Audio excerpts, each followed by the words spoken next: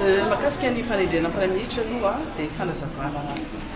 tiako entina voalohany aloha zany hoe eto anivon'ny antemeram-pirenena amin'izao fotoana zao zany rehefa nisy ny tolona izay natao rehefa nisy ny empêchement izay natao ihany koa makasika ny filoham-pirenena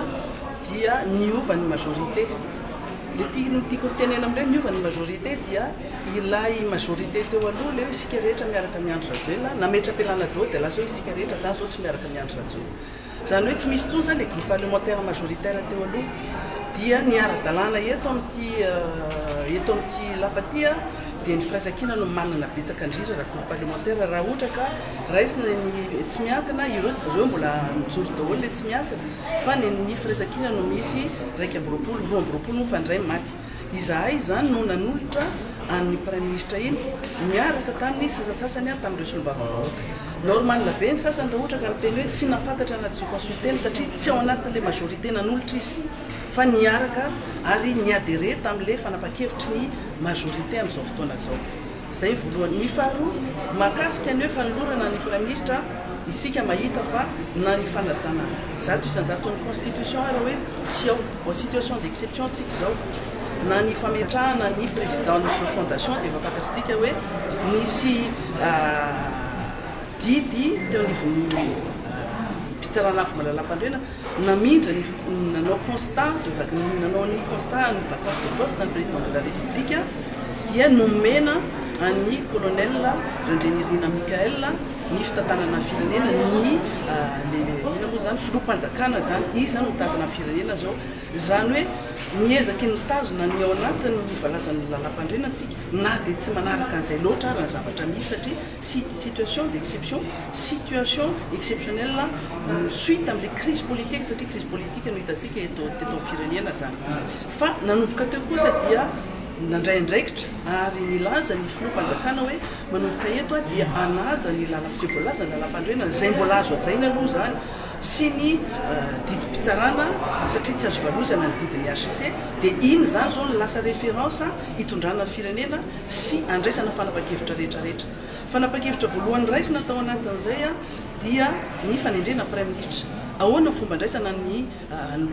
anendrena Premier ministre dia manaraka ny voalaza ny lalam-pandroana hoe article 54. Ny article 54 dia hoe izay majorité les groupes parlementaires majoritaire no manolotra kanefa anatria ny zavatra misy ary firenena dia ny consulte ihany zay solombavambahoaka sasatsasany fa tsy ny rehetra satria fantatritsika hoe le irmara izay fampatitaka misy ireo zay efa niaraka taminay hatrany am-pendohany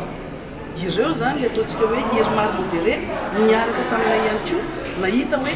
tsy mety ny zavatra amin'ny eto amin'ity firenena ity na mbola tsy nisy ary empêchement dia efa niaraka taminay ireo olona reo dia ireo sasatsasany tamin'ireo nisy ny fampiresahana nisy ihany koa ireo solombavambahoaka zay présent no nanaovana ny dinika hoe misy Premier ministre anarana maromaro ny anarana Premier ministre nandehandeha tany nahitana tsinony daholo rehetrarehetra reo zany hoe tsy mahita olona parfaite tsika tsy mahita personne parfaite sarotra no misafidy candidat ho Premier ministre rehefa amin'ny situation ohatran'izao satria tsy maintsy mijery ny teny an-dalambe vokatry ny teny an-dalambe ny olona ny tolona nijery ihany koa ny stabilité an'le président ny refondation nijery ihany koa ny situation politique en général tsy maintsy mijery ny compétence tsy maintsy mijery zavatra be dehibe hoe ahoana ny fifandraisana amin'ny ireo organismes internationaux be dehibe zany ny zavatra mijerena tao anatin'izay nisy candidat maro ataoko hoe vitsivitsy maromaro vitsivitsy tsy nafen'le tena feripetra tadavina manontolo fa zay mba manakaikikaiky no nandraisana fanapa-kevitra rehefa misy ny fampironiana dia misafidy tany amin'ny Premier ministre Tendro moa zany dia salama Rajonarivelo tany no safidy no natao assumenay le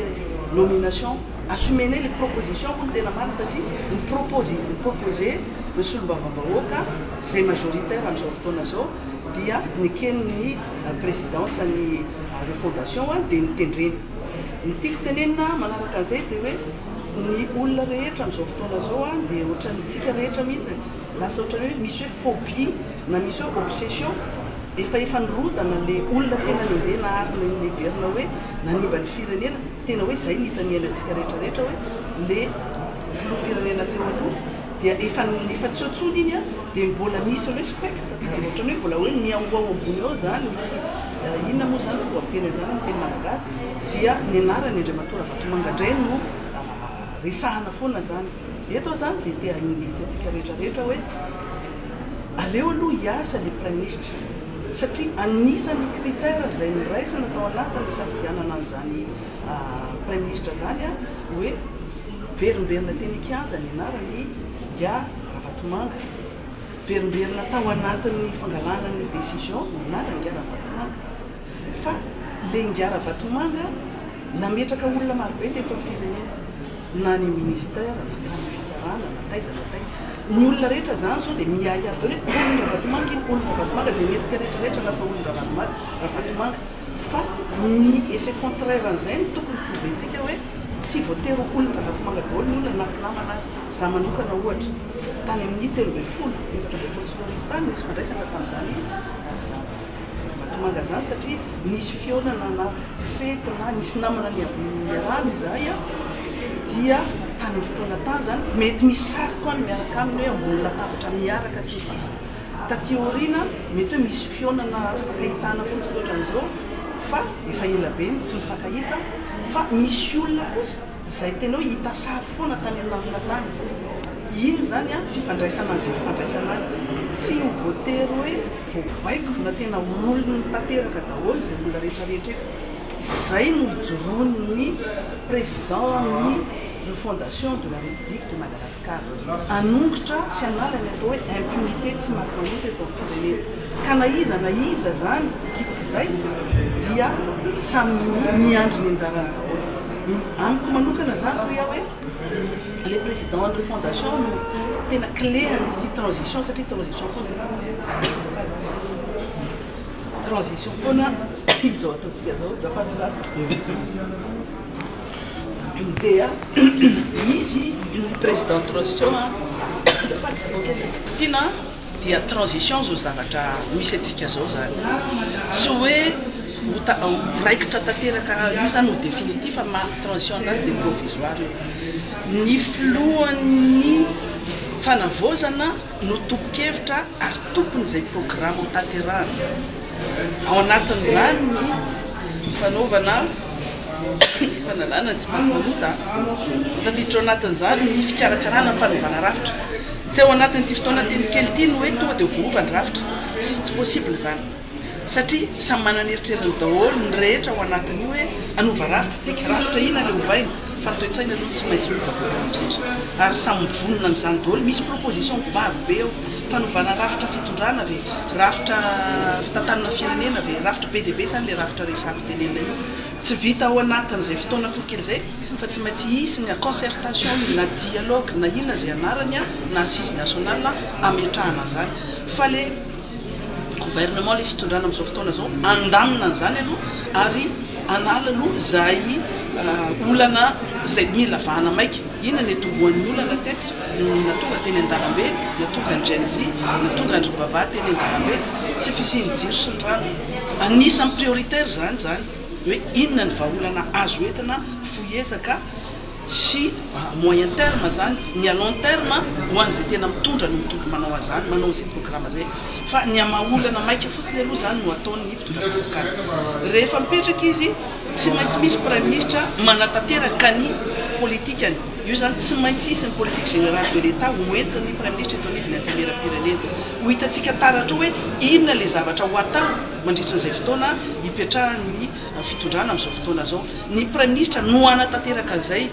tsy andeha hivoana hoe zay tiany atao fa tsy maintsy manaraka zay voalaza ny programme izay hoentin'ny nivony antemera-pirenena ka noho izany le ahiahintsika rehetrarehetra hoe prime ministre zao io prime ministre zao dia za tena miangavy hoe aleo aloha izy hiasa dia hitantsika azy ataony satria notendrena niproposen'ny sombabaoaka maronisa tato izy